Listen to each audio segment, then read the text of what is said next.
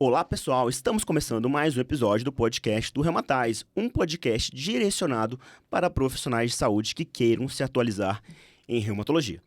Eu sou Alexandre Matos e hoje eu estou aqui com o Renan para a gente dar seguimento na nossa cobertura do EULAR. E hoje, se eu estou com o Renan, é para falar de coisa diferente. Coisa estranha, um menino estranho isso aí. Coisas diferentes. Então, hoje a gente vai falar, das doenças autoinflamatórias, dependendo do nosso tempo. A gente vai falar de imunosregulação e, se der tempo também, doença relacionada ao G4. Isso. Eu acho que foi, assim, bacana no congresso trazer esses conceitos que são novos também para eles e para a gente também. Então, eu acho que expandiu bastante, né? E a gente vai trazer mais, assim, aulas que foram impactantes do que abstracts, porque a ideia é ter o feijão com arroz, né? Primeiro vamos consolidar o feijão com arroz, que já é bem difícil esse feijão com arroz. É mais uma feijoada, né? É uma feijoada. É uma feijoada, né? E aí depois a gente comenta coisas mais diferentes. Então, falando de autoinflamatória, a gente vai discutir sobre mutações somáticas além da síndrome VEXAS. Exato. Doenças do fenótipo da desregulação da interleucina 1. Novas terapias direcionadas para a interleucina 1. E no final a gente vai falar da CNO, que é a osteite Crônica não bacteriana. não bacteriana. Exatamente. É porque antes, né, pessoal, só na época da CRMO, CRMO, a que gente era é antigo. osteomielite multifocal recorrente, agora é CNO. CNO. Então vamos lá, Renan. Então conta pra gente o que teve de novidade com relação à mutação somática. Então, mutação somática é o seguinte, né? Então, a gente tem a mutação germinativa, que é as principais alterações quando a pessoa nasce, ela já nasce com aquele problema, né? Então, seja metade do DNA dela ou 100% do DNA dela, ela nasceu, as células dela estão lá e é mais fácil o diagnóstico. O que a gente está falando aqui são indivíduos com mutações somáticas, ou seja, em algum momento da vida adulta, ele desenvolve uma alteração no DNA dele. E a gente falava muito disso de quê? Nas neoplasias, né? O câncer, né? Uma mutação somática, BRCA para mama e tal. Então, assim, o que a gente está falando aqui agora é uma mutação somática de um indivíduo que muitas vezes a gente vai ter uma porcentagem de células na circulação dele muito baixa. Então, isso que mais me chamou a atenção na aula do Sinisa Savic, que é um imunologista lá de Leeds, que ele estuda muito VEXAS, que o paciente de 50 anos, 60 anos começa a ter uma alteração no UBA1 e aí abre um diagnóstico de VEXAS. Ok, a gente já está vendo isso, né, cada vez mais, o VEXAS expandindo, né, e a dificuldade que é de achar, porque o dado que ele traz lá é que 10% do DNA de uma pessoa, até menos, 2%, pode ter, ou seja, variantes alélicas de frequência, que a gente chama de VAF, ou seja, você pode ter só 2%, 4% do seu DNA circulante com essa alteração e já dá uma bagunça enorme E a gente fazer o diagnóstico disso na periferia, os principais testes genéticos mundo afora não conseguem flagrar mutações abaixo de 20, 25%, é muito difícil, né? Então precisa dos painéis somáticos, né? Para o VEXAS facilita um pouco, porque quando a gente faz o mielograma, a biópsia de medula, você tem painéis dirigidos para essas mutações, o UBA1 tá lá e tal. Agora, o que mais me chamou a atenção e aí ele diz, né, dessa questão do somático, é que o VEXAS é o clássico, mas a gente está vendo várias doenças da infância, criopirinopatia, TRAPS, tudo mais, abrindo no adulto e você vendo essas mutações, né? E aí ele vem, né, com esses conceitos que você pode estar perdendo diagnósticos, né? E aí vem o conceito do chip.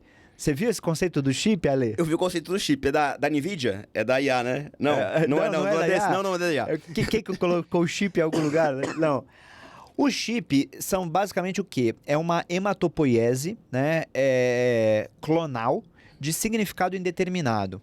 Então, o que seria isso? Quando a gente pega uma síndrome mielodisplásica, a gente está falando que o médico fez o mielograma, a biópsia de medula, ele viu a porcentagem de células que estão displásicas nas linhagens lá e falou, olha, tá, a cara dessa mielodisplasia é para X, é para Y, isso pode virar um câncer, não pode, tal. O que a gente está falando é, a cara da medula está normal, só que o paciente, quando a gente sequencia a medula, já tem algumas alterações genéticas, somáticas ali, que levam o paciente a possa progredir para uma síndrome mielodisplásica. Então, a gente está vendo esses chips, né? Ou seja, você tem que fazer o sequenciamento e avaliar que existe já alguns clones com essas mutações. E existem vários genes, né, que podem fazer essas alterações. E a maioria das vezes não vai progredir, é igual a MGUS, não vai progredir para nada, mas alguns pacientes você tem que acompanhar que eles podem progredir. Tanto para eventos clonais neoplásicos, como esses pacientes com chips, e aí tem vários genes, DNMT3, A, TET2, tem vários genes que podem aumentar risco para síndrome mielodisplásica, para evento cardiovascular, eles infartam mais, trombosam mais, e para as doenças imunomediadas. Então, o que o Sinisa coloca na aula dele é interessante que vários pacientes com síndrome mielodisplásica ou chips podem abrir artrite reumatoide, polimialgia reumática. Então, um quadro estranho no idoso, a gente pode pensar, será que é um chip? Será que é uma mielodisplasia? Tanto é que esse conceito da síndrome hematoinflamatória, né, que eles estão colocando muito, e isso acho que esse campo vai expandir mais. Talvez a gente pegue nessas fases pré-clínicas, né? Esses pacientes fazendo essas mutações e abrindo quadros atípicos. E o fenótipo clínico que esses pacientes podem se apresentar com as chips é artrite reumatoide, polimialgia reumática, e também pode ser semelhante a VEXAS também. Pode ser semelhante. Então, para aquele paciente com síndrome VEXAS, que você fez o sequenciamento, não veio UBA1, então, assim, pode ser algum desses chips, alguma dessas alterações aí genéticas, que o paciente pode estar abrindo um quadro de VEXAS atípico, né?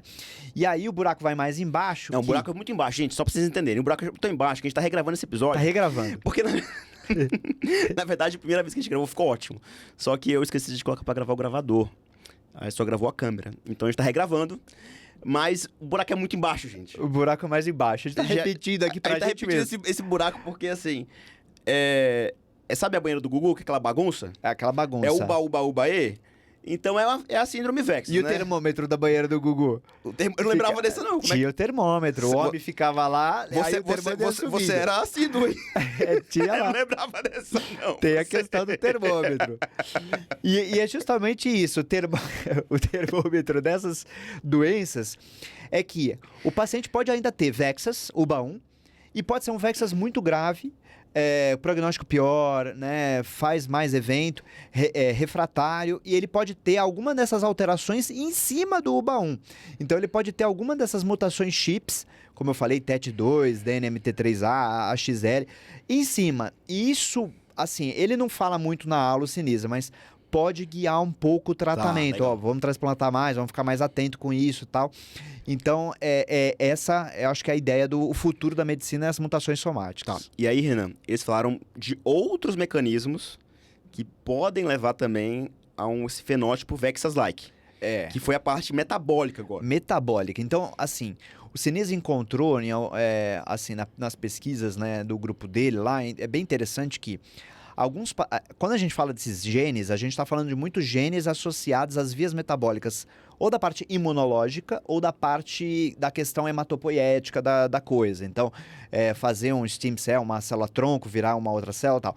O que ele mostrou interessante é que alguns genes associados à via lá glicolítica, itaconato, hidroxiglutarato, então ele coloca o gene IDH1 e IDH2 como genes de que isso está associado à parte metabólica, mas que demonstrado que mostra um fenótipo VEXAS simile. Então, o VEXAS também, além desses genes clássicos da parte hematológica e imune, poderia estar associado também a essa parte metabólica também. Isso é totalmente disruptivo, né? Então, a gente está vendo o VEXAS crescer, é isso a ideia. Então, quando você vê um paciente com um fenótipo de VEXAS que não fecha para VEXAS, você não deve estar errado, talvez. Talvez fique de olho para outras mutações. E também isso justifica, talvez, o porquê que tem mulheres com fenótipo muito semelhante, né, à síndrome VEXAS. Exatamente, exatamente. E aí, Renan, saindo dessa banheira... Vamos outra banheira. Vamos para outra banheira agora. Vamos para a banheira, então, das doenças relacionadas à interleucina 1. O que teve de novidade aí de aprendizados da palestra? Isso. Aí, da banheira em relação à parte da via da IL-1, eu acho que foi bem bacana. Foi uma aula aqui um holandês, o Joost Frenkel, da Universidade de Utrecht. E ele mostra, assim, bem básico, assim, o inflamassoma, que é um complexo proteico que não fica ativado, mas que pumps e dumps ativam, né, esse inflamassoma a ser criado. Mas a ideia aqui é o seguinte, né? O inflamassoma, ele demanda muita energia. Então, né, vai demandar energia para você fabricar interleucina 1 e interleucina 18, que é um produto bem importante, né, na febre, em vários processos inflamatórios. Mas aí ele traz a ideia de quantos inflamassomas tem. Tem vários inflamassomas, não é só a pirina, não é só o NLRP3, que a gente lembra das criopirinopatias. Então tem NLRP1, NLP4, NLRP4. E cada doença dessas pode ter um inflamassoma diferente, com um alvo terapêutico diferente, né? Então, o quadro clínico, por exemplo, do NLRP4 pode dar mais síndrome hemofagocítica, e NLRP1 pode dar tilose palmoplantar, ceratose, com um aumento de risco de carcinoma. Então, assim, basicamente isso ele começa a aula assim, mas o que é mais importante é o estilo, que é o, entre aspas, mais comum de doença autoinflamatória, a gente não tem a mínima ideia de qual é o inflamassoma, né? Parece o inflamassoma, parece NLRP, só que não sabemos. E aí é a questão de que esses pacientes podem evoluir com a tão temida síndrome hemofagocítica, né, Ale? Que é uma doença ameaçadora à vida, que a gente não pode perder muito tempo, né, para tratar, a gente tem que tratar certo, né? Então, trata certo, então, o que acontece, né? Vai lá dar o corticoide, né? E aí, depois, o que eu faço para esse paciente não entrar novamente ou para ele, né, eu depender menos de corticoide? Vou dar um inibidor de interleucina, vou dar um inibidor de alguma outra coisa, e o que ele trouxe para a gente conseguir organizar isso? O que ele trouxe é o seguinte, existe hoje alguns biomarcadores, tipo interleucina 18, para você dosar ela, para você ver, não, o paciente está indo mais para a via do IL-1 e IL-18, talvez faz mais racional eu bloquear essa via. Ele trouxe um anticorpo monoclonal que ainda está em clinical trial, que é o Arumakimig. O Arumakimig é um anticorpo monoclonal que ele bloqueia tanto IL-1 e IL-18, ou seja, são um produto da via, então eu bloqueio as duas, que são os problemas aí para esses pacientes. Então, o paciente com hemofagocítica tá muita IL-18, faz mais racional bloquear essa via.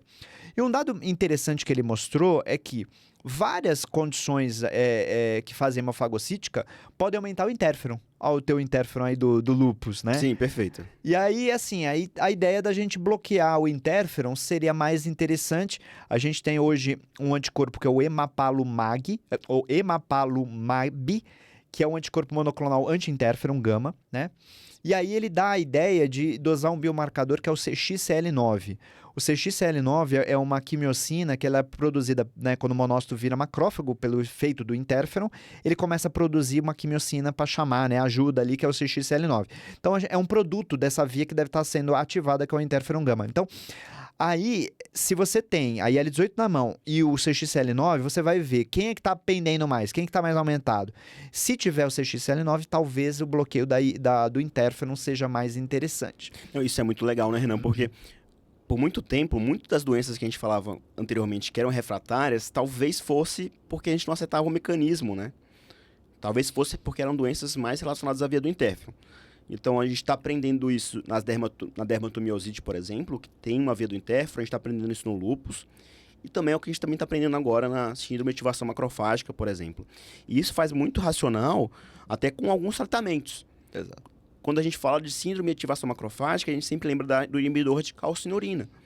O inibidor de calcinurina é um dos poucos imunossupressores sintéticos que a gente tem que inibe também a via do interferon.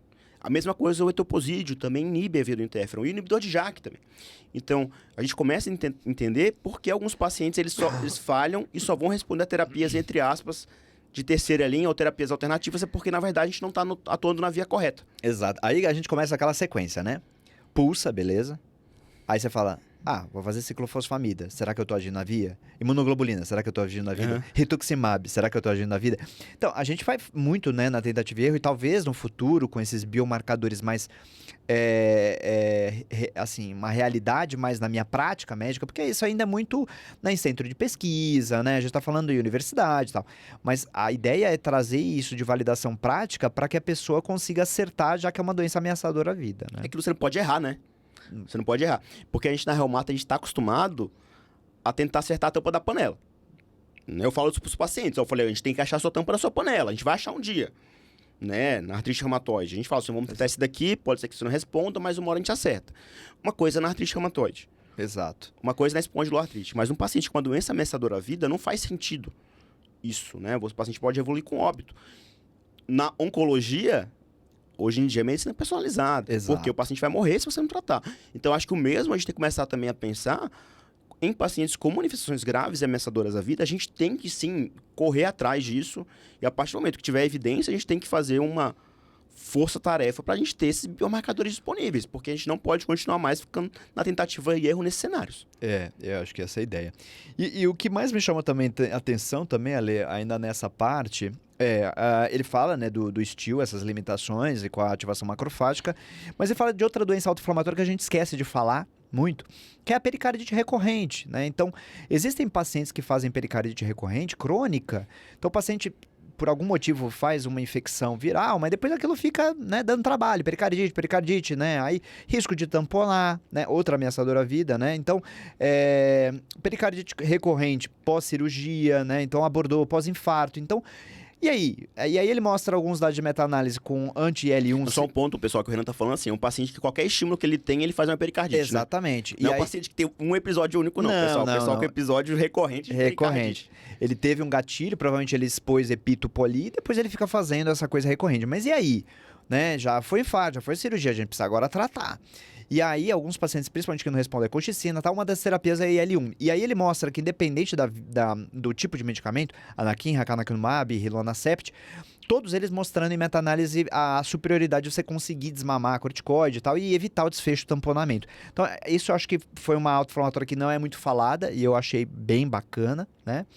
E o legal, só, desculpa te interromper, Renan, é que também foi demonstrado em pacientes com lúpus, com pericardite recorrente, que parece sim que eles têm uma alteração da via do NLRP3. Então, ele não se comporta como os outros pacientes com lúpus.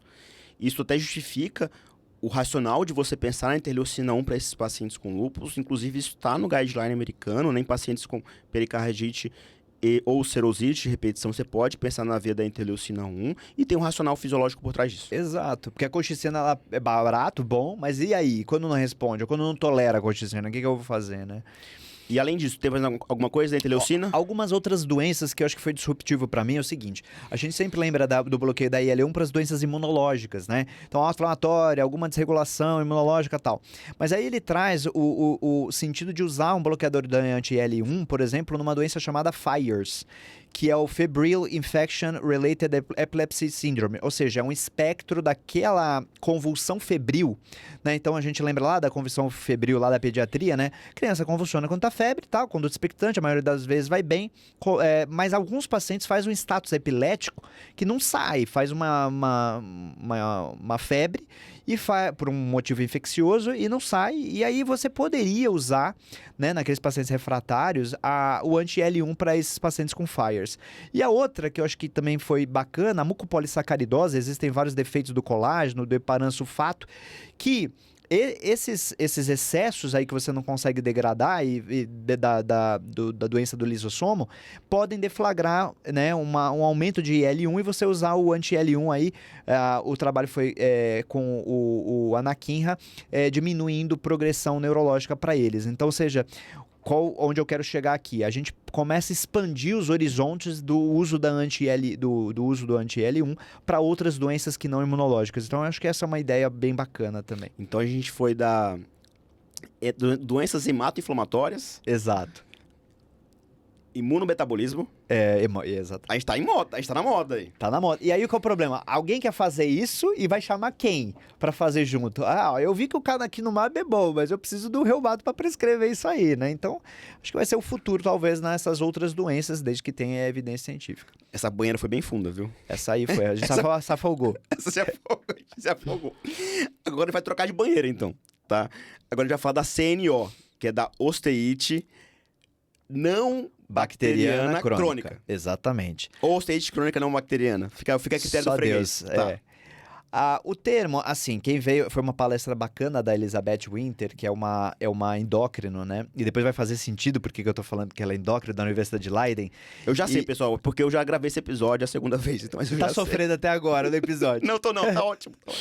E aí, assim, foi uma aula bacana, porque ela traz realmente justamente esse termo, né? Que nem sempre é multifocal, tá? E nem sempre faz a mielite, né? Ou seja, fazer uma inflamação ali dentro, né, do osso, né? Às vezes é só uma osteite, é só a capinha ali, né, do periósteo do osso. E aí a gente tem que ter a parcimônia de que esses pacientes é um grande guarda-chuva, né?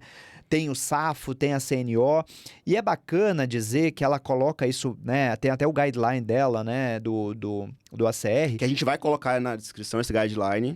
Exato, porque eu acho que é bem bacana de como que eu faço o diagnóstico de CNO no adulto. Então essa foi uma aula bem bacana de como eu faço o diagnóstico. Então assim, alguns pacientes mesclam muito, né, com... O paciente ter pustulose palmoplantar ele pode, né, com uma osteite, então ele pode ser só uma CNO, não necessariamente vai ser a SAFO, aquela, né, aquele sinal do bisão, né, no peito, né, que é a inflamação do externo, né, junto com hiperostose, aquele quadro bem totalmente, né, florido, para eu chamar.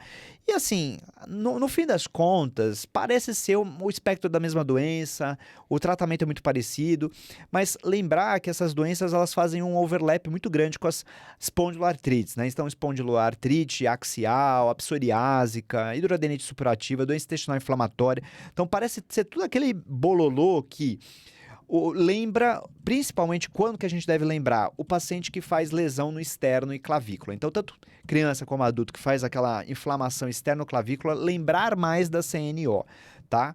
E o dado interessante que ela traz, né, do grupo dela, é que as crianças são muito mais periféricas, os adultos são mais centrais, tanto do esqueleto axial, como pegar mais externo e tudo bem em clavícula. Isso é um dado bacana que ela traz também.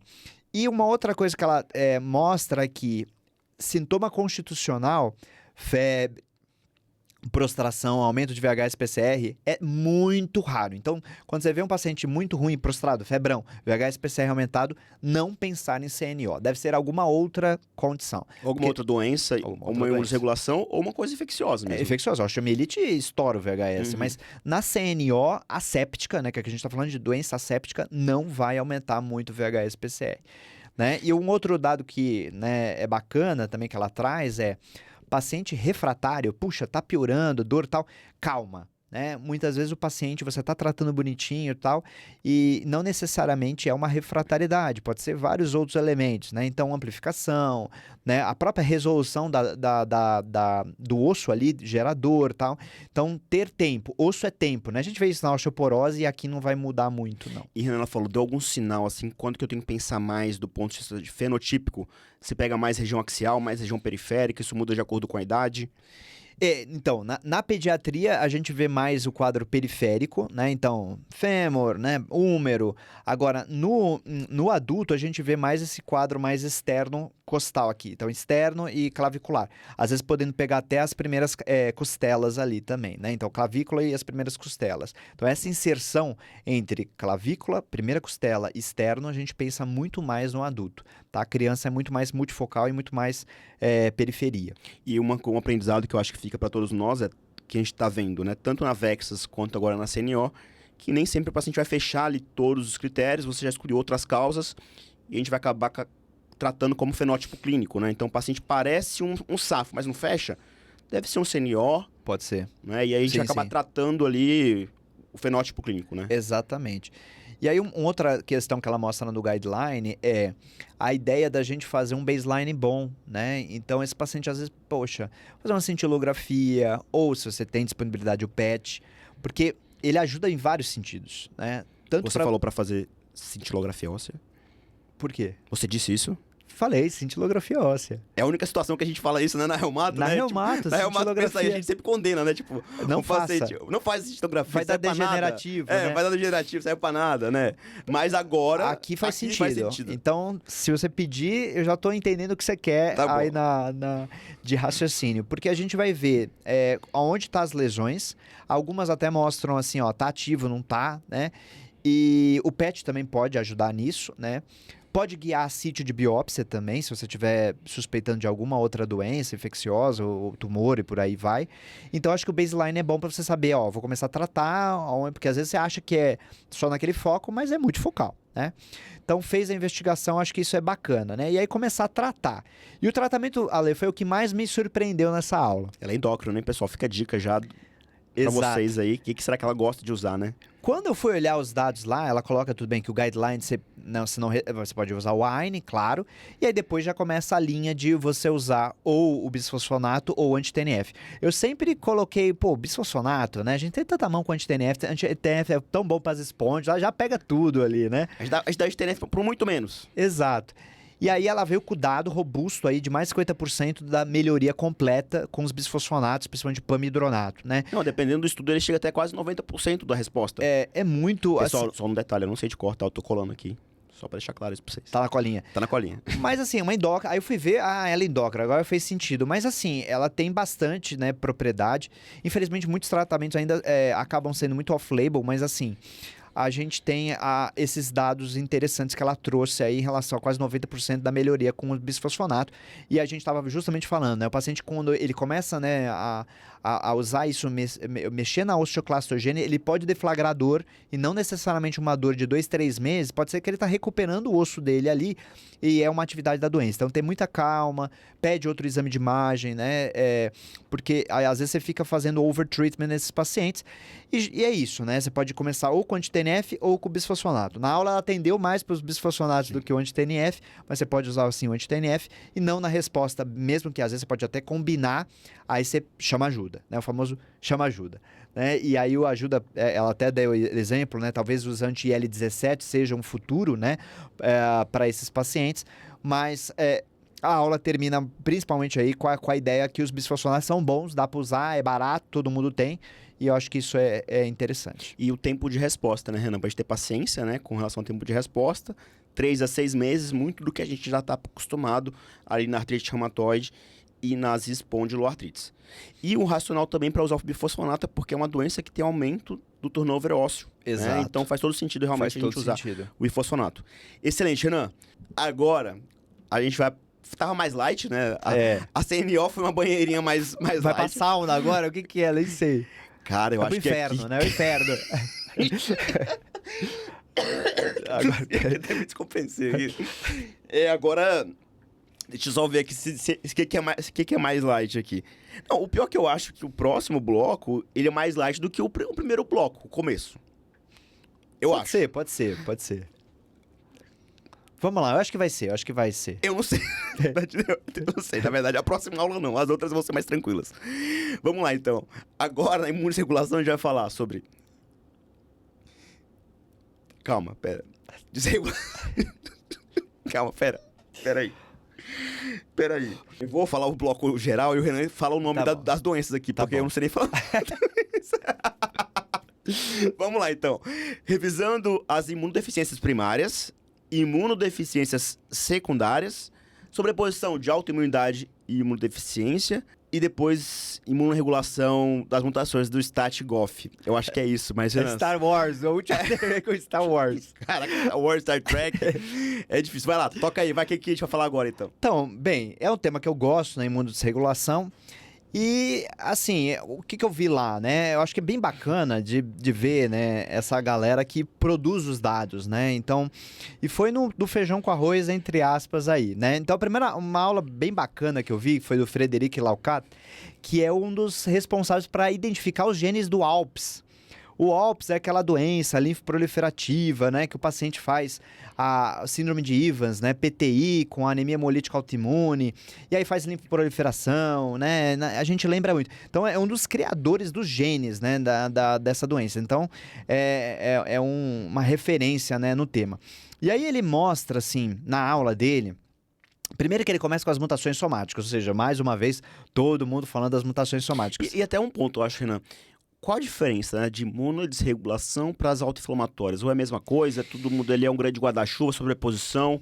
É um debate entre especialistas? Me conta aí. Isso, e até algumas aulas, assim, eles até colocam. As doenças autoinflamatórias, no geral, né, elas não têm anticorpo, né, autoanticorpo, né, como as doenças autoimunes. Não tem linfócito T autorreativo, né, um linfócito que, né, está se agredindo ali. Então, elas tendem ao predomínio da imunidade inata. Né? Isso nas doenças autoinflamatórias. Nas imunodesregulações, isso pode ser totalmente desregulado, tá? Então, você pode ter as mesclas. Então, quando a gente fala em imunodesregulação, a gente está falando na mescla, ou seja, o paciente pode ter elementos de autoinflamação com autoimunidade, tudo ao mesmo tempo, né? Dependendo do cenário clínico dele, no momento clínico da doença, junto com linfoproliferação, junto com atopia, alergia, junto com câncer. Então fica aquela mesclada que a gente chama de imunodesregulação. Até não é ruim, né? Mas é o que a gente tem visto aí na prática. É uma sauna.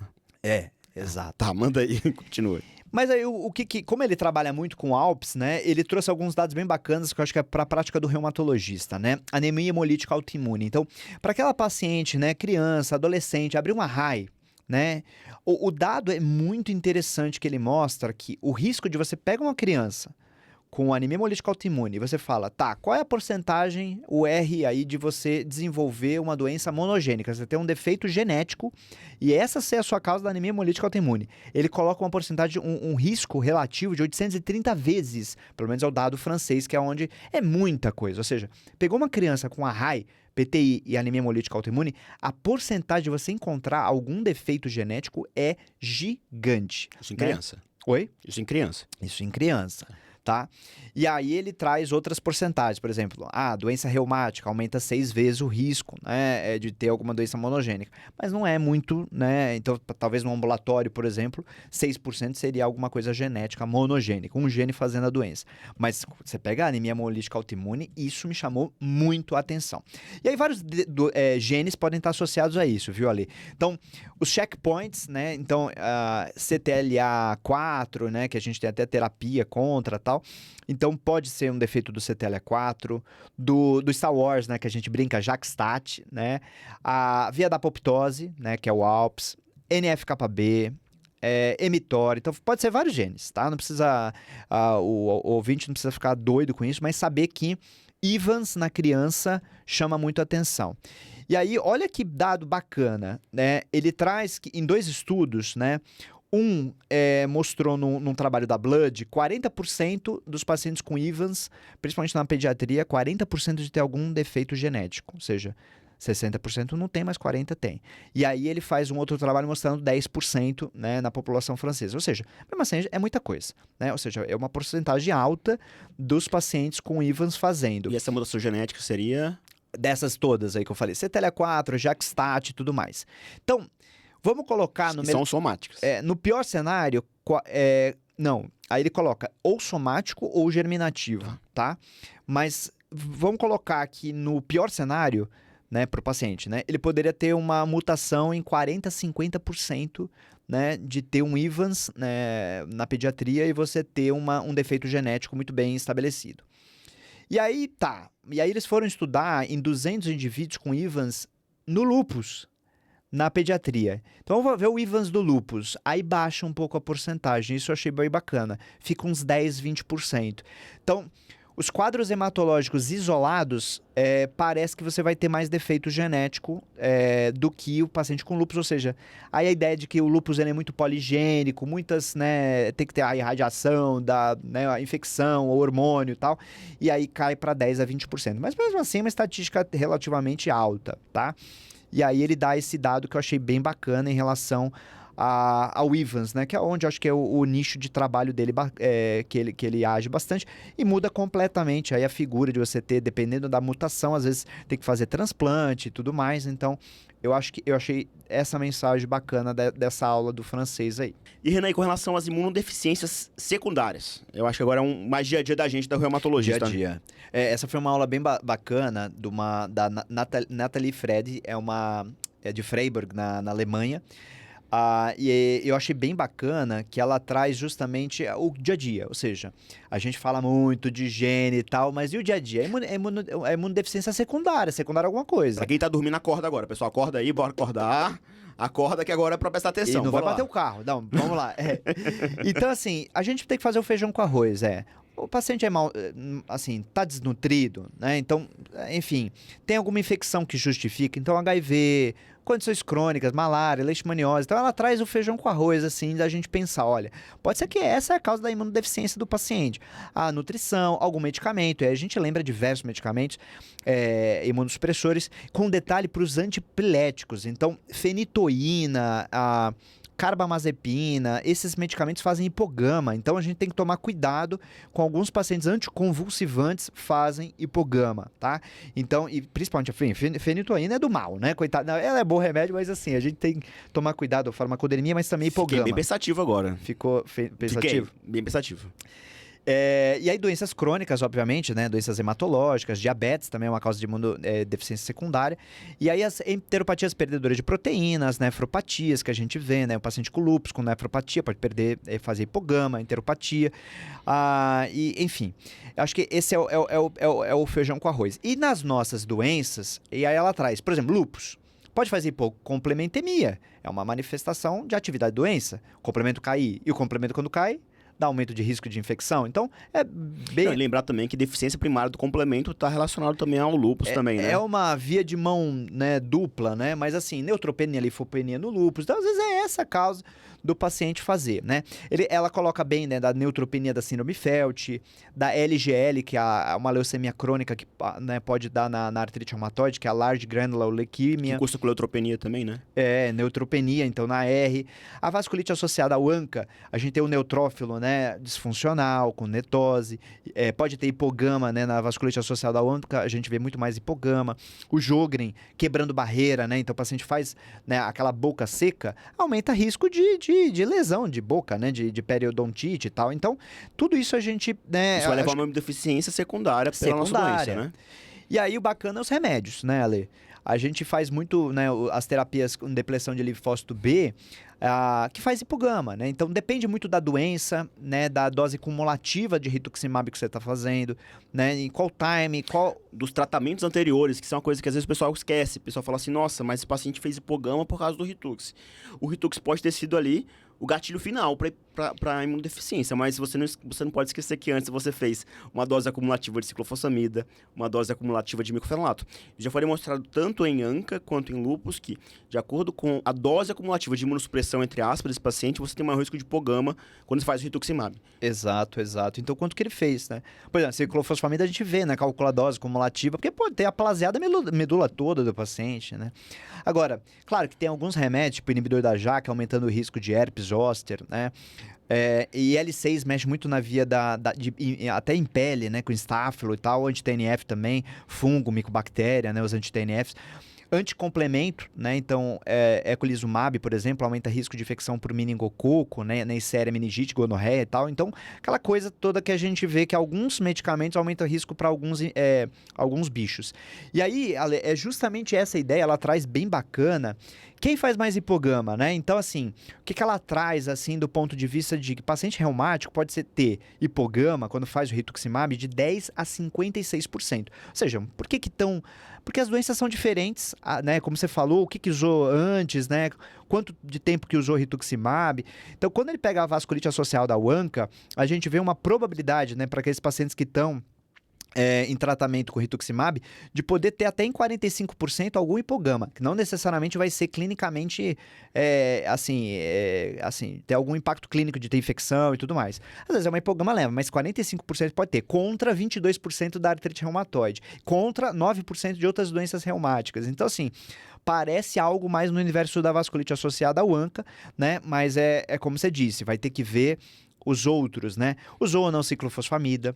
Outra coisa, qual era o baseline? Antes de eu fazer o rituximab, eu tinha IgG, IgA, IgM documentado? Porque se já estava baixo, opa, agora eu dei Ritux, agora eu lasquei, né? O paciente idoso, isso também já vários trials mostrando, né? Pô, fiz rituximab numa mulher de 80 anos. Talvez essa tenha mais risco de hipogama do que uma criança, né? Qual é a dose do corticoide desse paciente? Ele tem síndrome nefrótica ou não, né? Já tá perdendo por ali, né? Então, tudo isso, eu acho que foi muito bacana essa questão da hipogama secundária. A gente olhar o paciente, qual é a doença, quais outras comorbidades. E aí ela traz a pontuação, né? Isso é bem legal, né? Que ela trouxe a classificação, a classificação da hipogama, né? Hipogama abaixo de 700 miligramas ou 7 gramas, né? Por litro, então depende da referência. Vamos 700, que é o que é mais usado no Brasil. 700. Então, abaixo de 700 é hipogama. Entre 700 e 400 é hipogama leve. Então, geralmente, esse paciente não infecta, fica tranquilo, vai seguindo. E ela coloca muito isso. Solicite mais de uma vez, porque às vezes a pessoa fica desesperada, vê uma única vez, cai dura, meu Deus, você tem uma imunodeficiência, né? Vou pedir imunoglobulina. Calma. Né? Calma. Igual a urina 1, gente. A gente tem que repetir. Repete, flutua muito. Exato. Flutua muito. Isso é legal, acho que ela não chegou a trazer esse dado, mas tem muitas cortes que acompanham os pacientes com hipogama e doenças reumáticas imunomediadas que vê que a maior parte dos pacientes normaliza as imunoglobulinas ao longo do segmento, independente de qualquer intervenção. Exato. Tudo bem, tem um viés, talvez você esteja imunossupressor, talvez seja isso. Mas uma parte dos pacientes vão normalizar. Então não é para desesperar. Se o paciente não tem infecção de repetição, se o paciente está bem clinicamente, não é para desesperar. Você tem o dado ali, né? Mas aí você acompanha mais de perto e tal, mas repete. E aí, então, entre 700 e 400 é leve, entre 400 e 200 é grave, e abaixo de 200 é muito grave. Então, realmente, abaixo de 200 é muito pouco frequente você ver um paciente que não tem repercussão clínica de infecção. Mesmo assim, ideal é repetir, mas a ideia já de mostrar muito grave que realmente abaixo de 200, esse é o paciente que até nesse cenário entre 200 e 400 é terra de ninguém. Depende do paciente, vou repor ou não, se tiver sustentado isso. Agora, abaixo de 200, ninguém tem dúvida. Abaixo de 200 tem que repor, se mantido cronicamente, né? Então, mas sempre repetir, mas assim, abaixo de 200, muito provavelmente esse paciente vai continuar com ela abaixo, né? Exato. Entre 200 e 400 é que ele realmente, vira e mexe, você repete e normaliza. Normaliza, exato. Agora, abaixo de 200, realmente, se mantido e repetir, aí você tem um risco imunológico muito grande para ele fazer uma sepse e tal, e aí você tem que fazer a dose de reposição de imunoglobulina, né? Então, assim, aí ela traz esses dados, né, mostrando principalmente as comorbidades, o que o paciente já trouxe antes, e aí ela traz um fluxograma muito bacana de... Tá, mas como que eu vou fazer isso na minha prática? Assim, eu não tenho exame nenhum, o que eu vou pensar? Então, eu vou buscar infecções, o que o paciente teve de infecções, foram atípicas ou não, ou foram graves ou não. Por exemplo, o paciente fez uma pneumonia, mas foi uma pneumonia necrotizante, muito grave. Hospitalização foi por UTI, né? Quanto de antibiótico você usou no ano, né? Tem bronquiectasia ou não? Ou seja, aquele pulmão já está chumbado, já está toda hora fazendo bronquiectasia, né? Vê o histórico vacinal. Então, clinicamente, você já consegue conversar com o paciente.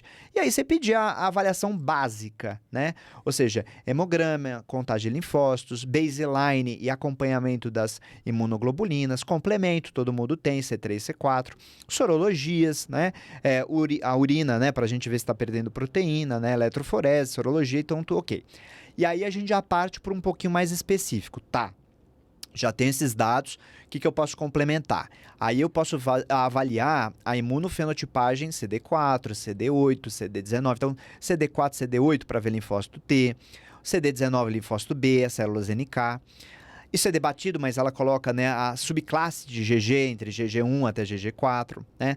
As respostas vacinais, então, tanto para anticorpo para proteína, né? Então, sarampo, cachumba, rubéola e tal, ou anticorpo para polissacarídeo, pneumocócica. Então, você faz o antes, vacina, vê depois. Deixa eu te perguntar, como é que você faz na prática essa parte das vacinas? Isso, então o ideal, assim, é a gente avaliar, principalmente para pneumocócica, né? A gente avaliar primeiro o baseline, você faz o baseline do paciente, vê, a maioria das vezes... vezes... o anticorpo contra pneumococo? Exato, então sorotipo, né, 23 sorotipos para pneumonia, e aí você vacina. Aí você tem que avaliar depois de 4 a 6 semanas, aí você vai ver a resposta se ele soro converteu, né? A gente espera uma boa resposta, acima de 70% dele ter soro convertido. Entre 50 e 70 foi uma resposta ruim, mas menos de 50 não respondeu nada, o cutoff 1.3, 1.2, depende da referência, né? De cada sorotipo ali. Então você tem que fazer o antes e depois e comparar o quanto que ele soro converteu, geralmente acima de 70%, teve uma boa resposta, né? Ou seja, fez a resposta para polissacarídeo. E para sarampo, cachumba, rubéola, que geralmente o pessoal já fez essas vacinas, a gente já pede sorologia IgG, sarampo, sorologia IgG, cachumba, tal, tétano, aí a gente vai ver se o paciente já tem convertido isso aí, né? Senão a gente também pode fazer a vacina 4, 6 semanas depois. E a mesma coisa, 70% também? Esse não tem um corte muito bem fixo, porque é meio que... Positivo e negativo. Positivo e negativo. Agora, os 23 tipos, geralmente a gente consegue, né, calcular o quanto que ele fez, né, de porcentagem. E aí, depois ela coloca avançado, aí seria, acho que talvez até pedir ajuda, né, teste genético, avaliação de fagócito, linfócito, linfoproliferação. Então, mas só para deixar claro, né, Renan, a gente vai fazer isso naquele paciente que você não achou a causa, né? Exatamente, claro. exatamente. Se você tem um paciente que está tendo infecção de repetição e ele tem uma hipogama, você já achou a causa. Exato. Né? Hoje mesmo eu peguei uma paciente assim não, só no pra deixar claro assim, ambulatório. porque igual você falou, a gente tá falando de vários mecanismos de a gente avaliar a imunodeficiência secundária, mas a gente só vai partir para isso depois que você fez o arroz com feijão. Exato. Você avaliou complemento, você avaliou imunoglobulina, você avaliou soroconversão vacinal. O paciente continua, tem tudo isso normal. e não tem mais nada justificando a infecção, aí você vai para essa avaliação mais aprofundada. É isso, né? Exato. Hoje mesmo peguei uma paciente com isso, né? Uma hipogama, investigar. Já tinha normalizado. Já, não, calma, não precisa repor. Já tinha normalizado a IgG dela. É que 3 dias depois da pulso, deu um pulso, dosou IgG e a mulher tava com 16 gramas de 24 horas, uma nefrite lúpica, 16 gramas de proteína. Ela perdeu o quê? Um bife Angus por dia lá? Então vai perder imunoglobulina, né? Calma, repete, melhorou. Entrou agora a remissão, né, do lúpus, da nefrite, ok, viu lá, melhorou, a imunoglobulina segue o barco. Não precisa ficar fosforilando nas ideias aqui que tem uma imunodeficiência por trás. Né? Mas acho que essa ideia dela bacana aí, de dividir, né? Lúpus, artrite reumatoide, vasculite associada ao ANCA, se comportam diferentes das hipogamas, né? São doenças completamente diferentes. E a terapia depletora, que assim, ela coloca muito rituximab, mas a gente está vendo várias outras terapias chegar para o linfócito B, e essa talvez seja uma realidade para a gente, né? Ter que a gente fazer a tomada de decisão em relação à hipogama. E com relação à reposição de imunoglobulina, que a gente falou bastante já, o que ela comentou, Renan? Então, em relação à reposição de imunoglobulina, né? Você pode fazer tanto endovenosa como subcutânea.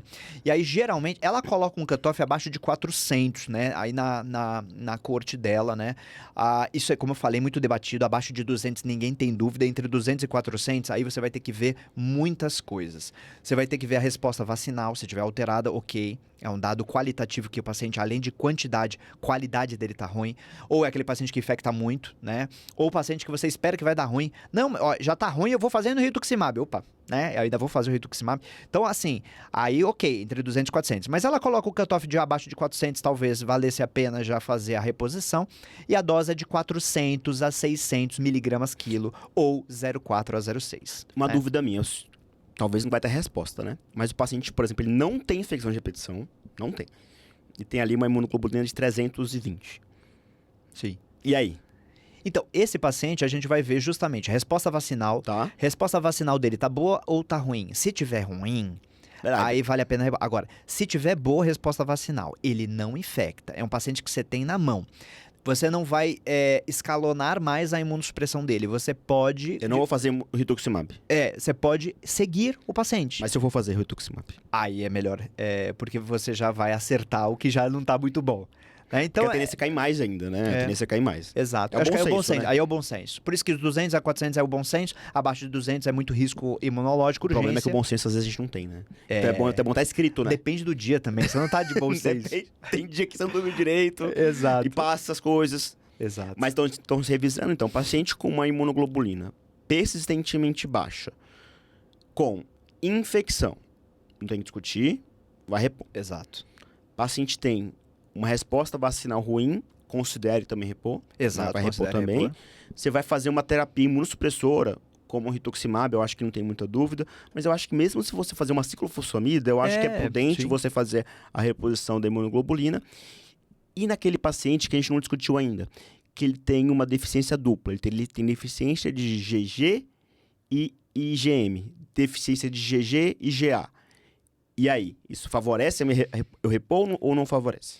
Aí é mais off-label ainda, né? Assim, o que alguns pacientes... Porque o mais comum é a deficiência de GA, isoladamente, é a principal deficiência humoral na população geral, é a deficiência de GA. Então, alguns pacientes com deficiência de GA são raros, eles podem progredir para deficiência de GG. Então, alguns autores falam que nesse contexto vale a pena porque ele já está progredindo para baixar mas quando tudo. das duas, eu tô falando Sim, de GG e GA, né? Isso. Aí o mais lógico é que talvez nasceu de IgA, né? E ele progrediu para IgG, né? Agora, nos pacientes com lúpus, às vezes você vê uma IgM mais baixa. A IgM, ela não tem grandes forças, assim, às vezes a gente acompanha alguns pacientes com deficiência de IgM isolada, eles não infectam tanto. Agora, IgA e IgG, sim. Então, nesse contexto, talvez fica mais propenso a repor. E a IgE? A IgE é mais alergia, a gente não vê grandes problemas. Não. Porque tem um guideline que eu acho que a gente pode até depois trazer até um episódio só sobre isso. Sim, eu acho que sim. Né, que eu acho que a gente estuda um pouco. E na minha prática, eu acho que, na minha visão, é o melhor guideline que tem. Aquele guideline da Sociedade de Alergia e Imunologia Americana, sim, né? Esse é o melhor. Que aí ele coloca até isso, né? Paciente que tem deficiência dupla. Tende a você usar mais, É né? tendência de reposição, né? Tendência. E uma outra também coisa que às vezes passa, ok, fiz nesse cenário de 200 e 400. a minha resposta foi boa, minha resposta vacinal. Só que o paciente estava infectando muito, e aí? A clínica manda, você vai repor. Então, assim, a clínica também, ela ajuda nesses cenários duvidosos, entendeu? E apesar de na aula ter colocado só menor que 400, novamente é bom senso. É bom senso. Se o paciente tem uma IgG de 500... Exato. E tem infecção de repetição. Exato. Você vai fazer ciclofosfamida, você vai fazer rituximab, eu acho que você não precisa pensar bom muito, senso. gente. Tá? Então, só pra gente colocar isso assim, então, a hipogama, por definição, é menor que 700, como a gente já revisou, uma deficiência leve. Uma deficiência grave é de 200 a 400 e muito grave menor que 200. Isso. O que é considerado, assim, o nosso valor de intervenção realmente é menor que 400, né? 400 a 200, que você vai ponderar tudo. Mas, gente, se for mais 400, se for nesse valor ali, tipo assim, tem infecção de repetição, você não vai discutir, cara. Você vai discutir. Você vai repor, você vai repor. Até porque alguns testes não são, né, muito factíveis na prática, né? Exigem tempo, e às vezes você está sem tempo, né? O paciente não tem todo o tempo. Agora, da imunoglobulina, apesar dela ser assim, ainda tem um tema mais duvidoso ainda, bem off-label, e eu não sabia que era tão off-label assim, que é a profilaxia para antibiótico. Não, esse é o pior. Esse é o pior. E aí, a gente faz, na minha prática, a gente faz bastante profilaxia para antibiótico, é barato, é rápido, né? E aí, quem você faz? Então, basicamente, ela colocou, não temos essa resposta. A gente pode usar vários, né? Azitromicina 3 vezes por semana, Bactrim 3 vezes por semana. Talvez seja o melhor estabelecido, né? Das profilaxias com antibiótico, o que tem melhor estabelecido é para pneumocistose, ali com Bactrim. Exato. E uma outra opção também é a azitromicina. Não, mas aí eu digo assim, sim, a profilaxia do pneumocistose, mas eu digo assim, profilaxia geral. Então, assim, eu posso usar uma azitromicina porque o meu paciente faz muita pneumonia. E eu posso deixar segunda, quarta e sexta aí a azitromicina para ele. Agora, sem necessariamente uma bactéria, eu estar pensando, assim, propriamente numa única bactéria. Realmente, para PCP, ela coloca algumas coisinhas na aula dela, né? Então, paciente que estava com um corticoide acima de 20, né, mantido, paciente com vasculite associada ao ANCA, né, com aquele rituximab, corticoide, ciclofosfamida, né? A dermatomiosite anti-MDA5, ela coloca também, é um perfil de risco, então é muito nebuloso, né? Quem que eu vou passar o Bactrim para prevenir de Eu não concordo 100% PCP. com o que ela coloca aqui, exato, não, viu? Não. Então, não, por isso que eu tô colocando até aqui. O que eles tendem, pelo menos a autora colocou, a Alemanha, eles tendem a fazer muita profilaxia para PCP. Eu não sei se é a nossa realidade aqui. E aí, assim, tanto é que ela coloca acima de 20, PRED, numa doença reumática crônica, já valeria a pena. Com imunossupressor, né? Assim, PRED, acima ou igual a 20, com imunossupressor. Com imunossupressor. Com imunossupressor associado. E isso a gente faz muito na prática. Imagina, né? Todo mundo vai ganhar Bactrim. Exato. Então, assim, e até nas perguntas que quando acabou lá, eles tendem a muito usar a profilaxia para PCP. Só que quando você vai ver meta-análise disso, você vê que realmente é muito fraco, né? Qualidade. São doenças muito heterogêneas, né? Dosagem de remédio e tudo mais. E aí você pode usar o bom e velho Bactrim, ela deu alguns exemplos que a gente não tem aqui no Brasil, como a Tuvacona, né? A pentamidina inalatória. A Dapsona é uma possibilidade, a gente poderia usar para quem tem alergia a sulfa, né? Só sempre checando a G6PD, mas acho que essa é uma ideia. E aí colocar, né? Considerar linfopenia CD4 menor que 200. Então, eu acho que eles são, assim, o alemão, pelo menos, né? Tende a usar mais do que a gente. Fica, acho que a mente nossa aberta, né? Talvez a gente faça menos, eles fazem mais, não sei quem que é o verdadeiro. Precisa ter estudo populacional, né, das populações e as suas doenças para a gente saber melhor guiar. Tanto para o PCP como para qualquer infecção bacteriana. Mas eu acho que, de novo, é bom senso. O problema é que às vezes o bom senso acaba se perdendo, né? Mas assim, tá fazendo ciclofosfamida corticoide no paciente idoso, eu acho que aí cabe muito bem um Bactrim, não tem muito o que discutir. Tem doença potencial, também ganha um Bactrim também. Mas a gente tem que ponderar tudo isso, né? O paciente está fazendo imunossupressão dupla, está fazendo rituximab com micofenolato, né? Tem uma doença potencial. Eu acho que é prudente a gente também fazer o Bactrim. Eu acho que é isso, pesar pesar o risco-benefício. Quando você olha em pacientes com lúpus, tá? O que mostra ser uma parte dos trabalhos é quando você faz terapia dupla, assim, Ritux e mico, esse paciente tem um perfil de risco maior. Idoso tem um perfil de risco também maior. Então, a gente acaba fazendo nesse cenário. Só que, puxando de novo ali a sardinha para o lúpus, é que a gente tem que lembrar que o Bactrim, ele é sulfa, né? isso já está muito bem demonstrado que os pacientes com lúpus têm maior frequência de eventos adversos relacionados à sulfa do que a população em geral. Quando eu falo de eventos adversos, não é só lesão cutânea, porque sim, aumenta a fotossensibilidade, aumenta a lesão cutânea, mas tem maior prevalência de eventos adversos gastrointestinais. Tem mais diarreia, tem mais náusea do que a população em geral. Seja talvez porque eles usam muito mais medicamento do que os outros pacientes, mas eles acabam tendo mais eventos adversos. Então, só para a gente saber ponderar mesmo o risco-benefício nesse perfil de paciente. E é mais um remédio para ele lembrar. Mais uma polifarmácia. E é isso mesmo. Aí interage com o anticonvulsivante, com o antidepressivo, com o anti-inflamatório, aí fica aquela... E aí ela não é isenta, mielotóxica, então realmente a gente precisa ponderar muito isso. E a dose, só para lembrar, é a dose de 960, 3 vezes por semana. Segunda, quarta e sexta, né? Exatamente. Ótimo. E da azitromicina, a dose é 250, 3 vezes por semana. Ela coloca essa dose de 250, a gente acaba fazendo 500 miligramas, né, semanal, mas eles usam uma dose menor mesmo. E a imunoglobulina, só para lembrar mais uma vez, é 400 a 600 miligramas por quilo. Isso. A cada 4 semanas, a gente geralmente começa com 400 miligramas e vai subindo a cada mês se não atinge o alvo do GG. E aí o alvo é 700. Você quer corrigir a hipogama. Tá, e aí a gente faz todo mês o GG ou você faz a cada dois meses na prática? Não, 6 meses. A cada 6 meses. Não, mas eu falo assim, até chegar no alvo. 2 em 2 meses você pode dosar e sempre no vale. O que é o vale? Um dia, ou no dia, né? Antes da próxima infusão. Então, o paciente vai fazer a infusão dia 2. Então, dia 1, ou no dia 2, bem de manhãzinha, ele já coleta o sangue no vale, no período de meia-vida mais crítico da imunoglobulina, pra gente ver, no período mais crítico ele tá acima de 700, então eu tô protegendo ele no mês inteiro. Então, sempre no vale da imunoglobulina. Esse é o detalhe. No finalzão. Tá, então fiz ali dose 1, dose 2, antes da terceira infusão, faz o exame e manda pra mim. Checa e choca. Se o outro estiver muito disponível, aí você checa e faz. Tá bom. Mas entendi, legal, bacana, ótimo. Tá bom. Que mais que teve de novidade disso aí de imunodeficiência? Tem mais alguma coisa assim pra prática clínica assim pra gente? Olha, eu acho que pra prática é isso, né? Eu acho que a clínica ainda é importante, né? A gente vê qual é o paciente. Eu acho que a ideia dela é aquela questão, feijão com arroz do bom senso, né? Do que a gente tem que ver clinicamente, laboratorialmente e o que a gente tem de terapia, né? Tá, você colocou pra gente ver aqui uma palestra de pediatria, foi isso mesmo? Eu vi. Mas aí você vai trazer só o que foi mais legal. O que você viu de legal? Não, assim, nossa, isso aqui, ó. Não, acho que memoriza. O mais legal que a Mike Custers trouxe, né? Que é lá de London mesmo, de Londres, é essa mais uma falando do CXCL9 e da IL-18 no contexto da ativação macrofágica, né? Então, guiando um pouco, e aquilo que a gente discutiu, né, dos medicamentos, né? E ela coloca muito bem assim, na pediatria, se o paciente tem uma HLH, o paciente é etoposídeo. Eles colocam muito assim, né? Tipo, criança com HLH, etoposídeo. Depois eu vejo o que eu faço. E aí, o que eu vou fazer? Aí ela vai fazer os biomarcadores para ela determinar o que depois do etoposídeo eu vou fazer. Mas como está muito consolidado o etoposídeo e, segundo eles, eles têm muito acesso e muita mão, eles usam o etoposídeo como primeira linha e depois vai ver.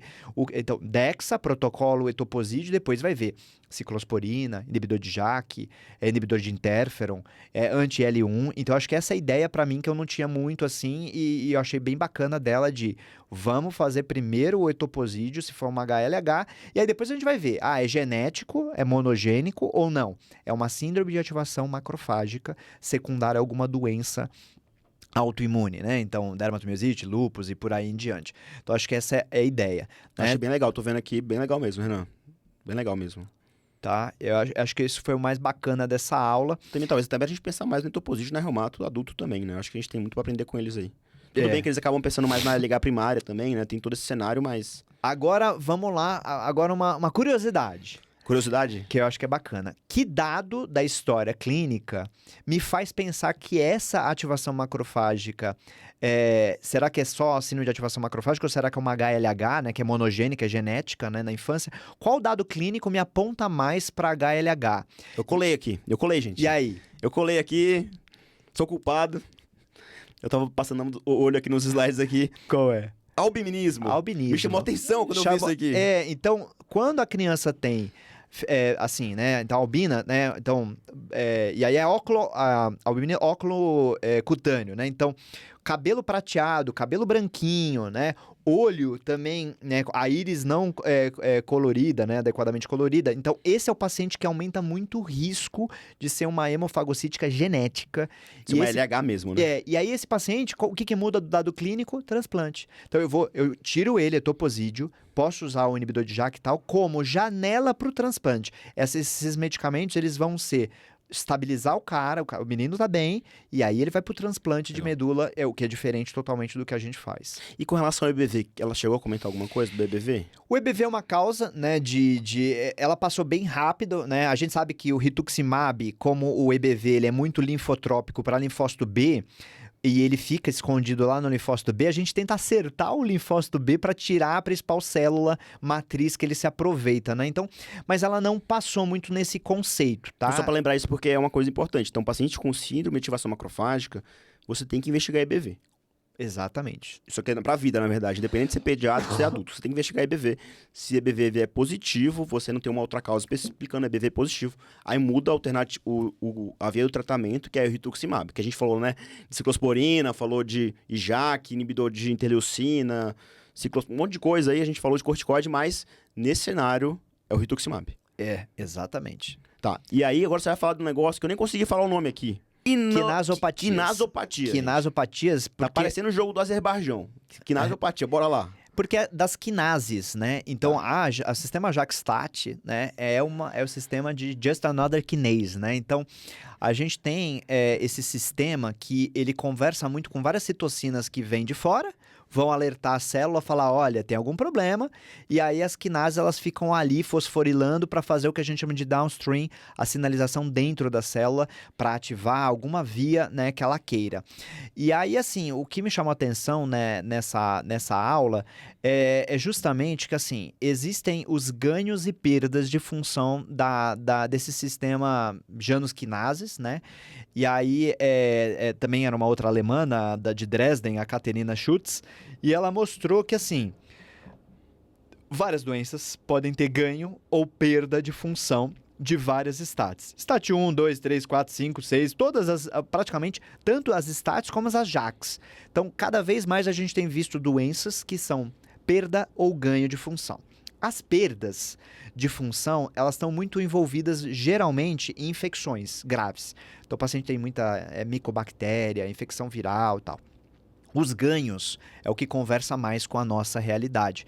Então, os ganhos, ganho de função da STAT 1, ganho de função da STAT 3, é aquele paciente bem clássico imunodesregulado. Então, ele pode ter um quadro de psoríase, com lúpus, com artrite reumatoide, então, linfoproliferação. Então, tanto ganho de função da STAT 1 e STAT 3. E o que é bacana nisso?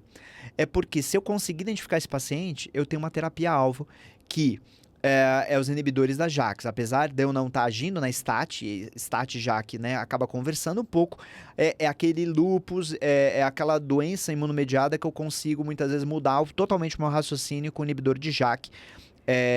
E aí, eu acho que isso que foi bacana nesse sentido, assim, dessa doença que a gente, assim, tá vendo cada vez mais. Só para você ter ideia, Lê, essas doenças podem ser germinativas ou somáticas.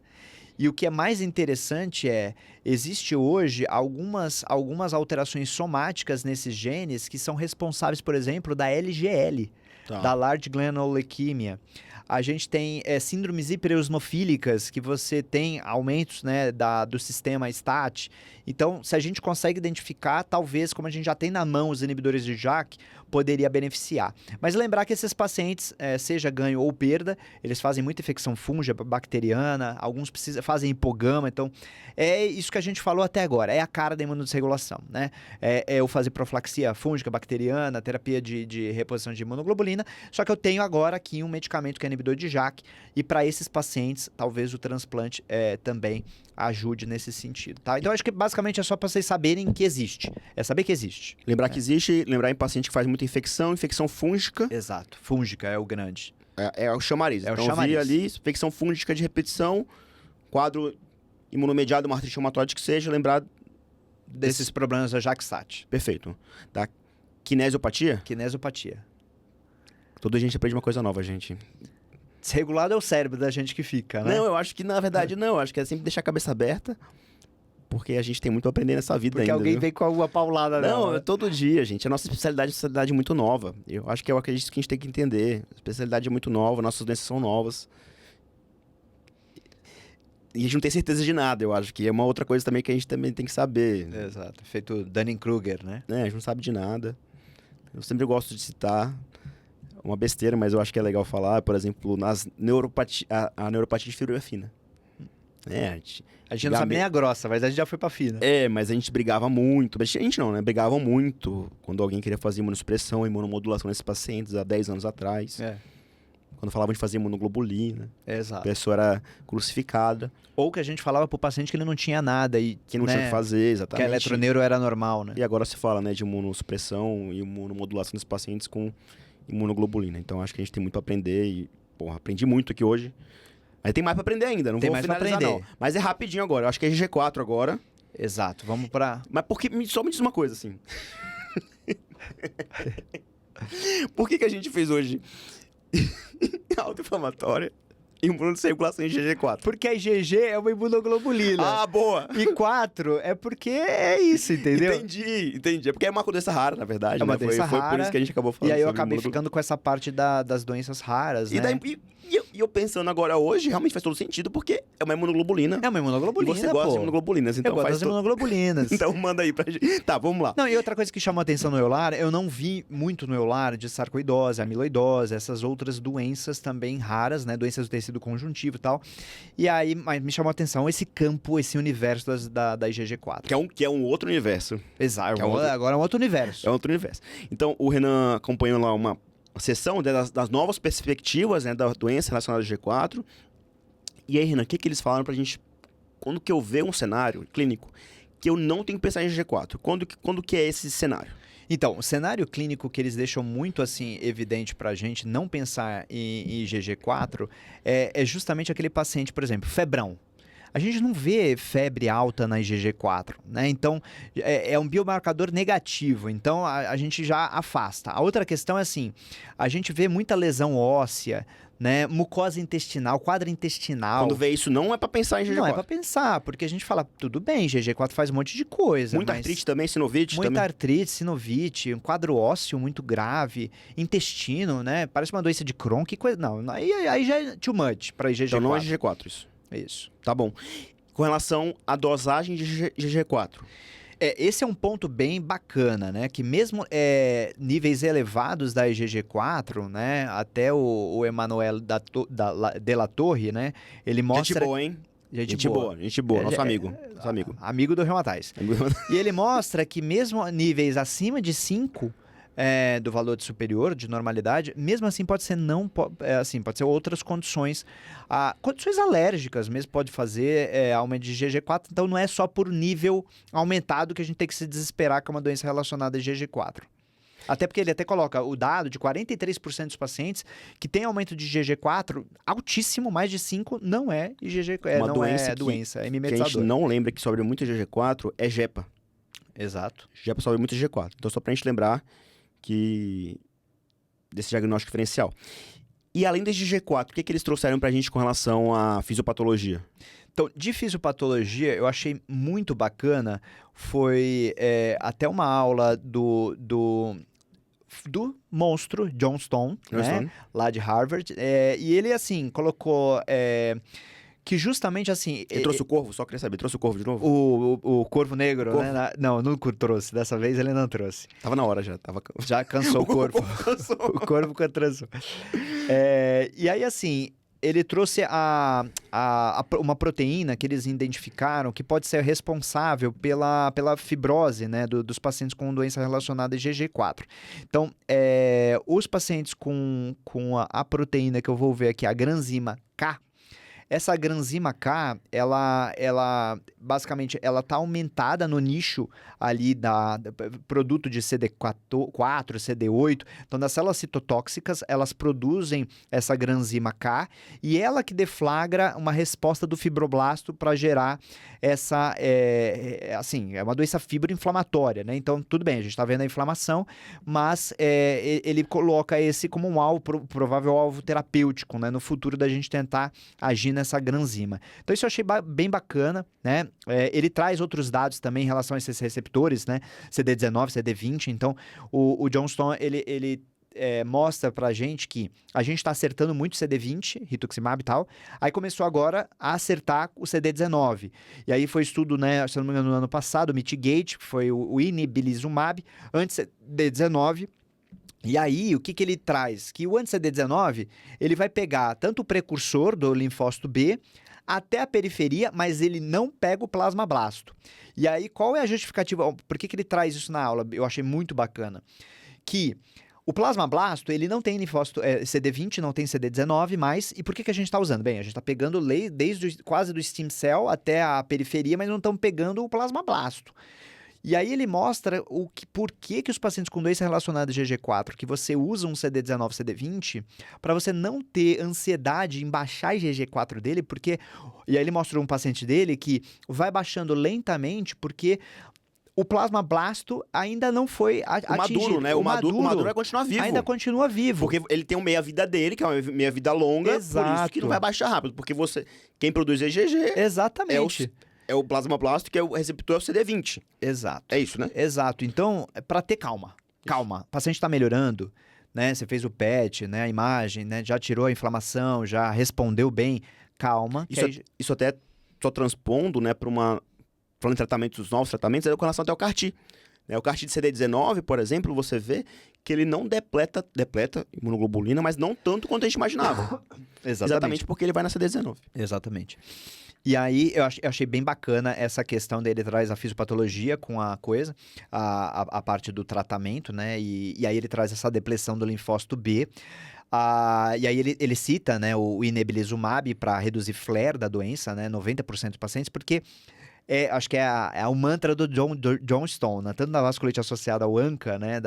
Como também na arterites gigantes, usar menos corticoide, Ele quer tratamento sem corticoide. Exato. Agora ele já tá feliz das vasculites agora. Já tá feliz, agora vai estar indo pro IgG4. Nas clássicas, né? Porque a IgG4 tem um debate se é vasculite ou se não é vasculite. Né? Que é um debate dele também. Tem um debate dele também, mas tudo bem.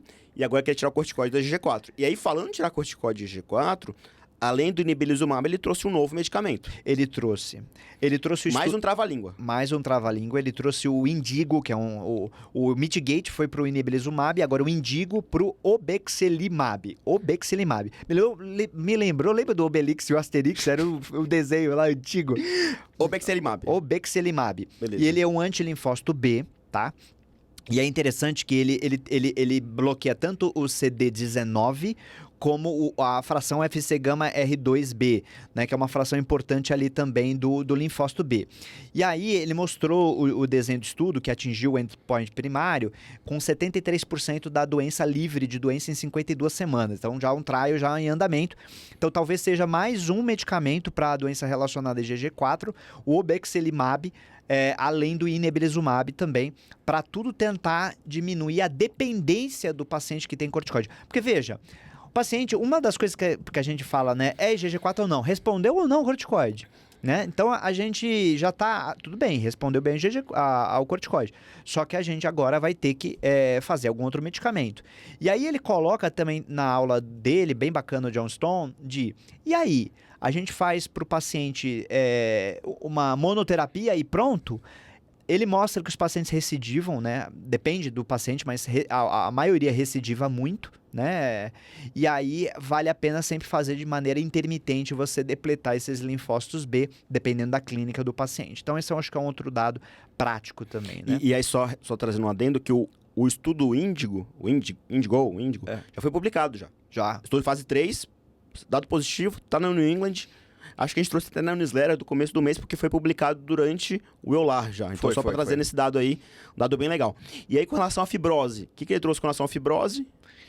Então, em relação à fibrose, ele trouxe essa questão da granzima K, né, que a gente não tem ainda medicamentos para isso, talvez no futuro, porque acho que a grande dificuldade do paciente com doença relacionada a IgG4, por exemplo, e para aquele paciente que tem uma fibrose retroperitoneal, que ele já não tem mais aortite, ele já não tem mais inflamação, ou para aquele paciente que tem aquela mesenterite fibrosante, que você só tem fibrose. E aí?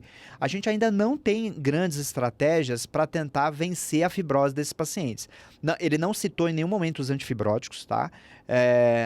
Mas eu acho que é uma demanda não atendida que ele coloca lá na aula e eu achei bem bacana. Mas é também. importante que tem relação entre o célula B, o linfócito T E o fibroblasto. e o fibroblasto. E aí, né? esse crosstalking, na conversa entre linfócito T, CD4, CD8 e o fibroblasto, a gente tem tudo conversa ali, né?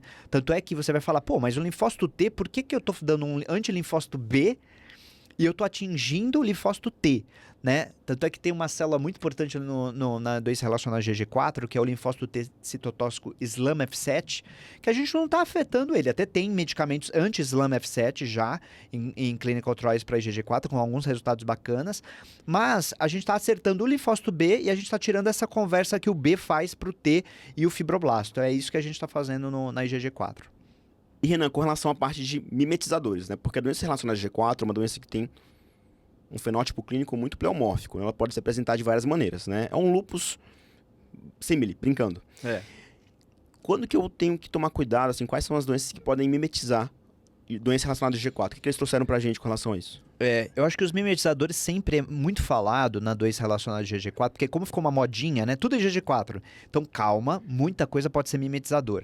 E aí teve algumas palestras bem interessantes mostrando pra gente que, bem, clinicamente a gente já colocou, né? Aquele biomarcador negativo, né? Paciente com febre, muita artrite, né? Paciente com quadro intestinal, que não faz muito sentido pensar em GG4. Mas e na biópsia?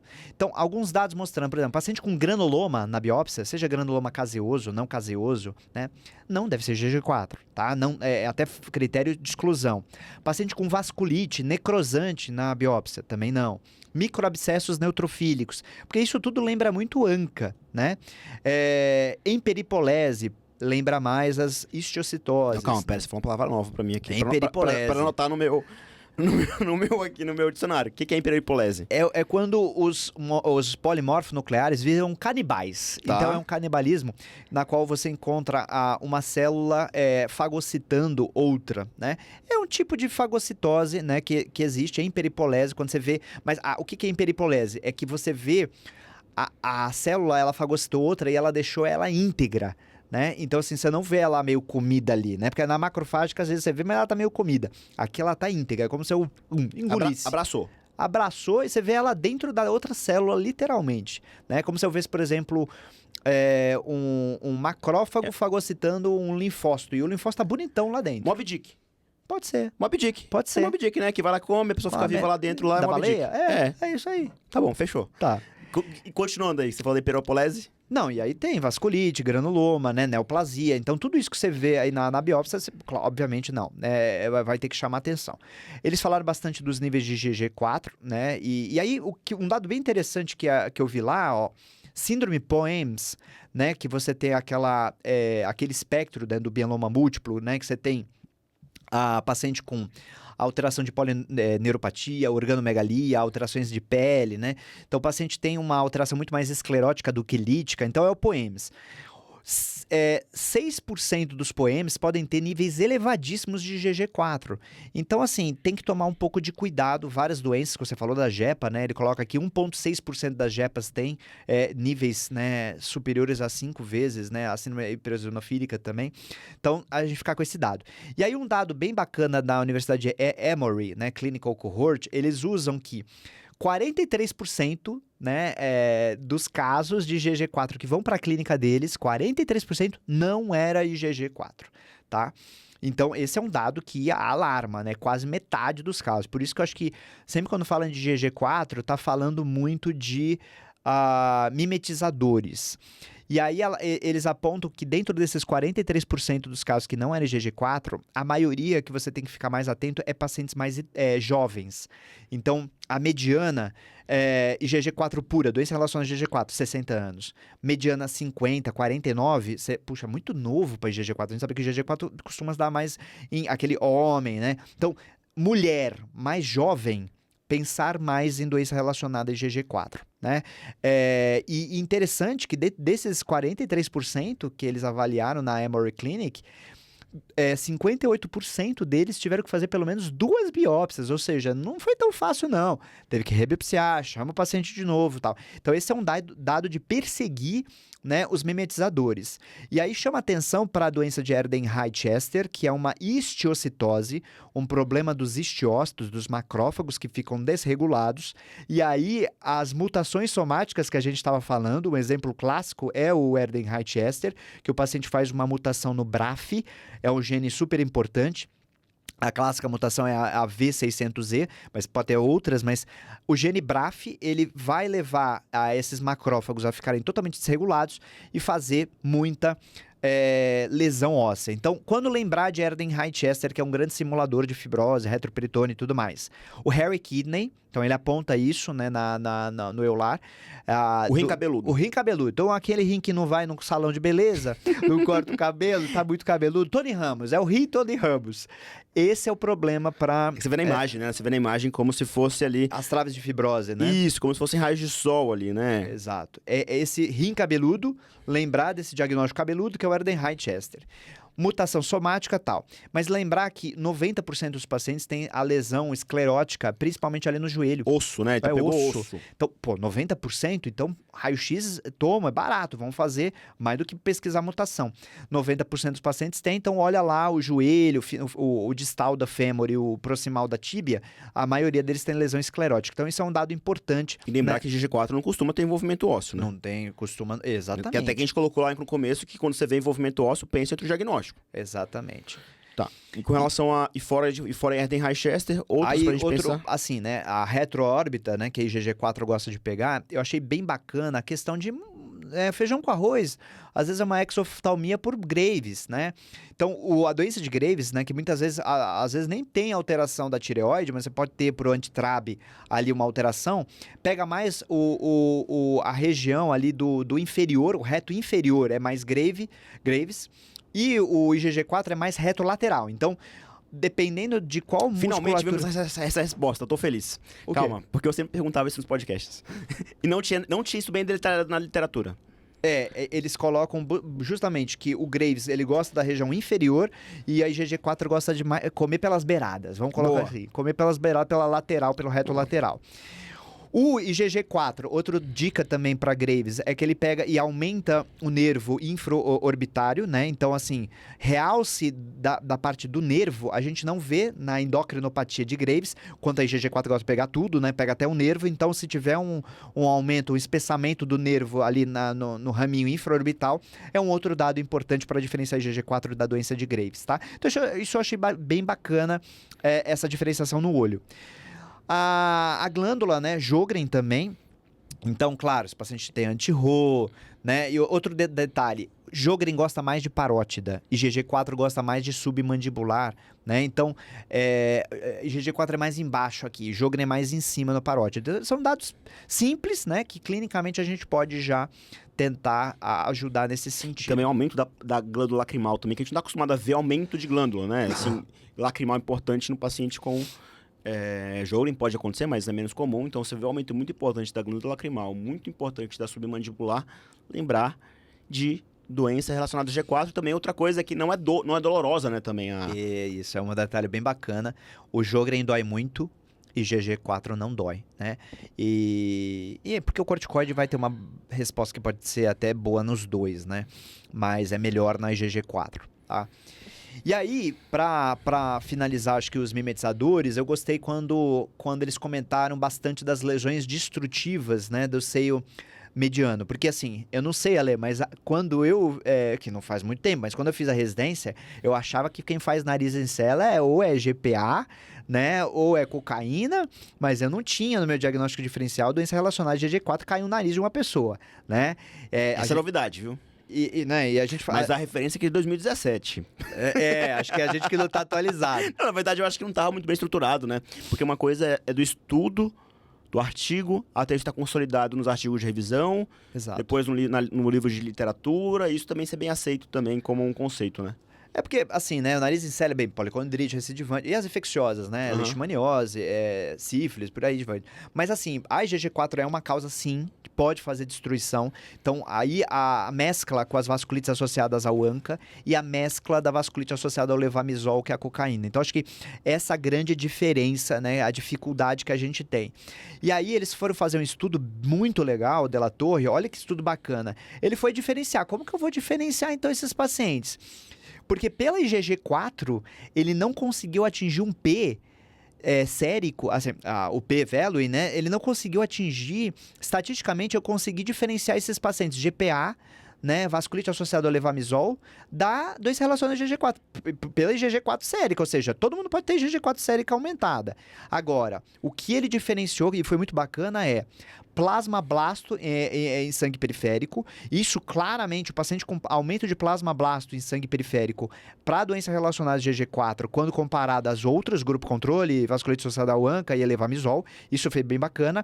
E na biópsia, a única que realmente, quando você fazia aqueles critérios, né, a IgG4 total sobre a IgG, né, a razão disso, aí só a doença relacionada à IgG4. Então, a importância de ter o histopatológico e periférico, você poderia lançar mão do plasmablasto para tentar diferenciar entre doença relacionada a IgG4, GPA e cocaína.